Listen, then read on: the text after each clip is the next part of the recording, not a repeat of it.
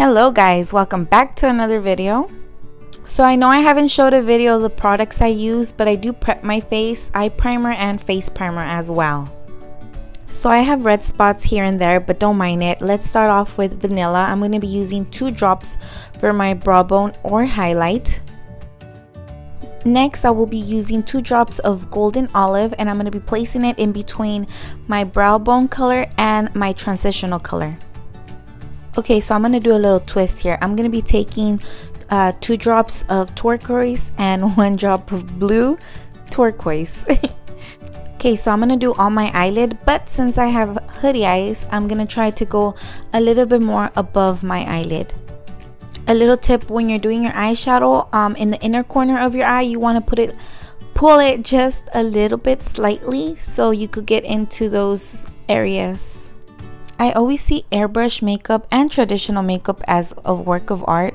Until you're done finishing with your whole entire work, you will see your results. Taking 2 drops of found brown, I will be placing that in my transitional color. As you could see, I didn't cut off this part because I wanted you guys to see how the blue starts getting darker. We start creating dimension. My personal opinion, what I like about airbrush colors is that if I don't have green, I could customize it. If I have blue and yellow, that creates green. So yes, I'm going to darken my outer V using 1 drop of underground and 1 drop of Marcella.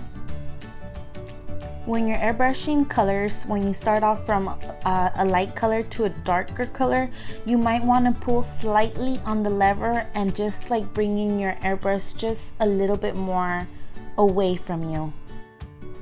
Taking a cotton swab and then just cleaning it out with the airbrush cleaner. I know I look a little odd because I have no eyebrows, but trust me, this makeup will come together. So I was taught when cleaning eyeshadow, clean it towards the ear, not towards your eyebrow. Makes your eyeshadow flow. For my brows, I'll be doing 3 drops of underground. If you guys don't have underground, you guys could also do 3 drops of dark brown and 1 drop of black. That creates the same exact color as underground. Although underground has like a shimmer to it because it is opalescent. My personal opinion, I love underground. Okay, so when I'm doing my brows at this point, shading them in, I try to pull slightly on the lever to create dimension. I don't want to do it too harsh because then they look too boldy. But I do go heavy on the tail of the brow just because I feel like it creates more dimension. So I'm just lightly cleaning it with the cotton swab. Next, I'll be taking 3 drops or 2 drops of black to do my eyeliner as well. I've been doing airbrush makeup a little bit more than a year, and to this day I'm still learning. I still sometimes forget, and when you're doing your eyeliner and you're grabbing your gun, make sure you don't pull up because then it will overspray and get a little bit in your eyeshadow. You want to spray directly towards the eye when doing the eyeliner. So lately I've been into mimicking the wing eyeliner. What I mean with that is I pull my stencil, as you guys see, and I try to just hit the stencil, and the color is gonna bounce back into your eyeshadow, as you can see right about there. I'm actually spraying the stencil. That's gonna bounce back, and that's gonna create a beautiful mimic wing eyeliner. I always recommend the Bisou eyeliner. It's always my favorite. It's better than the Urban Decay, plus it's waterproof as well. I told you my makeup is starting to come together. These are the Double Wispies by Ardell. Tell me why I love Ardell. My clients, I tend to use Wispies.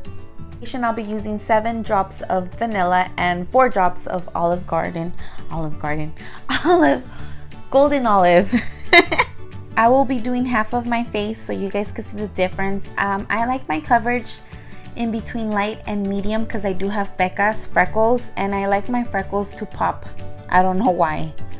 Taking my stencil or a paper towel, you always want to cover your brows and your eyeshadow from foundation because we do tend to get overspraying.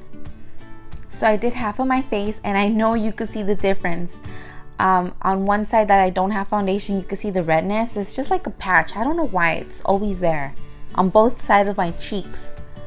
Using only 2 drops of dark almond, I'll be using that to contour my cheeks. I will be skipping my blush for today. For highlight, I'll be using 2 drops of rose gold. As soon as you place that highlight, it mixes up with your dark almond color. Trust me, those 2 colors combine beautiful.